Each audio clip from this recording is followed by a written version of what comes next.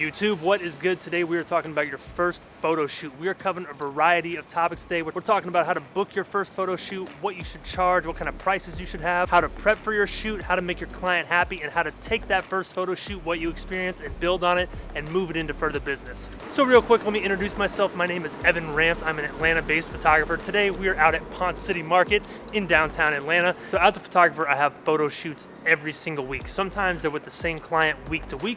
Sometimes it's random people. And I'm taking years of experience running these photo shoots, booking them, setting them up, and giving them to you. I'm thinking back to that first photo shoot I had and saying, what do I wish I knew now? And that's the information I'm presenting you with. The first thing that we're talking about today is how to book your first photo shoot. And honestly, the answer is very simple.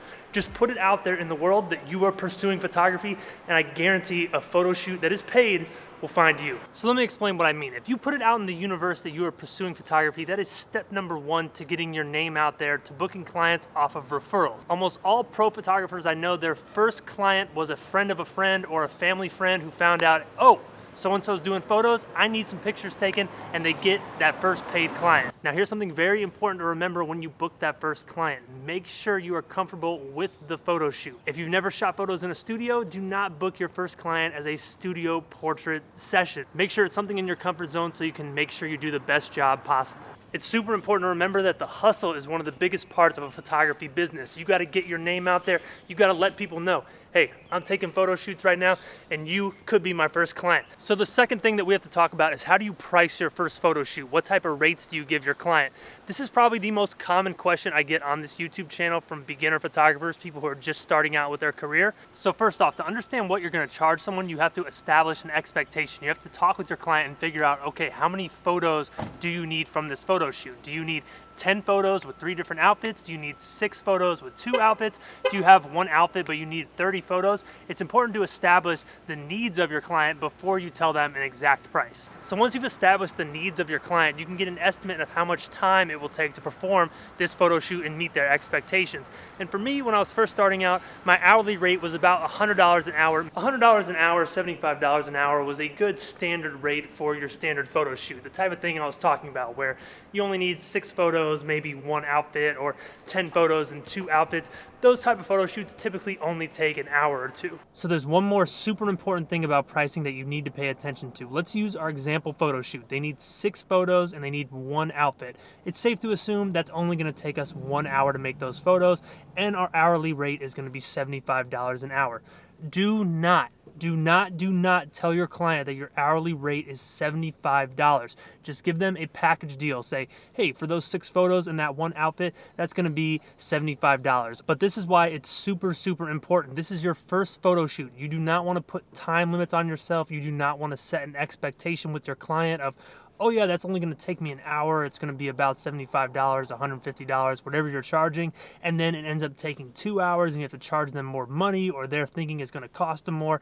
It can just get confusing and get bad. So when it comes to that first photo shoot, it's okay to kind of estimate how many hours it's gonna take, but do not set a time limit for yourself. So now we are on to the third thing we have to talk about, which is getting prepared for your photo shoot. And this is a perfect time to mention the sponsor of today's video, which is Skillshare. If you've never heard of Skillshare, it is a great digital platform that essentially allows you to learn about anything you could possibly think of. They have over 18,000 classes currently offered right now. And here's why now is such a great time to mention Skillshare. We are talking about getting prepared for your photo shoot, and Skillshare is a great way to do that. Early on in my photography career, I actually took a class by a photographer on Instagram named Trash Hand.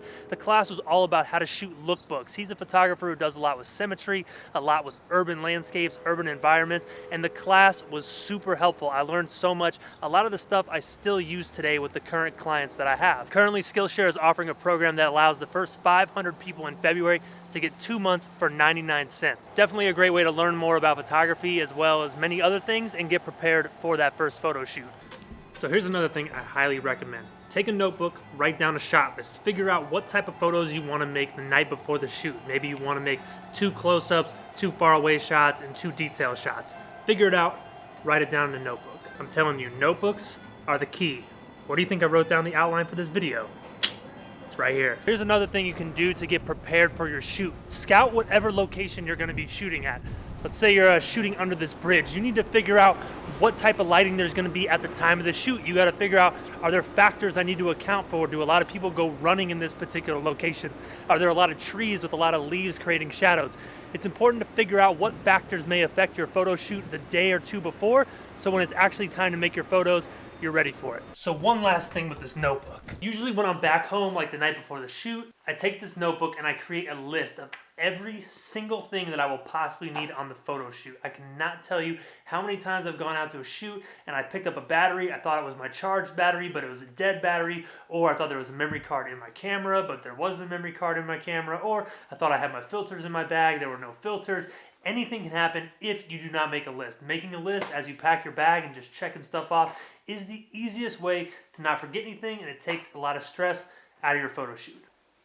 So now we are on to the fourth thing you need to remember about your first photo shoot, and that is make your client happy at all costs. You can do that in a number of ways. One, when you are out shooting, do not rush. Take your time. This goes back to the point I made earlier about not setting an hourly rate. Just set a rate for the photo shoot and take your time on the shoot. Make sure you are getting the photos perfect. Make sure you're doing it right. And then once you're done, go home, edit the photos, and send those out promptly. Don't take a week, 2 weeks. Take as short amount of time as possible to achieve the best photos possible. So if that means spending 2 days on them, take 2 days, but make sure you get them out as soon as they're done. This is one thing that can leave a huge impression on a client. They're excited to see the photos. They're excited to see what you made, and if you can get them those photos faster, it's really gonna stand out in their mind. You are way more likely to get referrals from this person, to get returning business from this particular client, if you can get the photos to them in a prompt, timely way. It is one of the easiest ways to really make your business stand out and seem professional.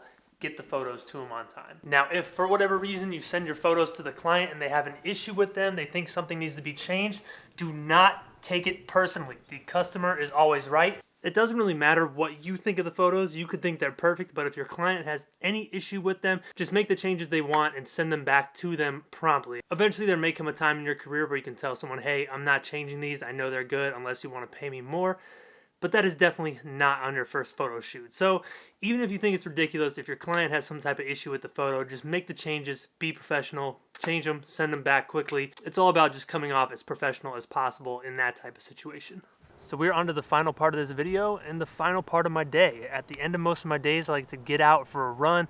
I like to take that time to assess how the day went, assess how a photo shoot went, essentially just look myself in the mirror and reflect on how everything is going. And that is the fifth and final thing we are talking about today. After your first photo shoot, you need to sit down, take some time to assess how everything went and carry that into future photo shoots. If it went well, assess and figure out why it went so well and what you can do on future photo shoots. If it didn't go so well, you need to be thinking about what went wrong and how you can change that on future photo shoots. This is something that does not go away from your first photo shoot to your 100th photo shoot. You're always going to be thinking, what can you do better to improve and become a better photographer? So make sure you take the time, reflect on it, assess how it went, figure out what you can do better, and carry it on into your photo career.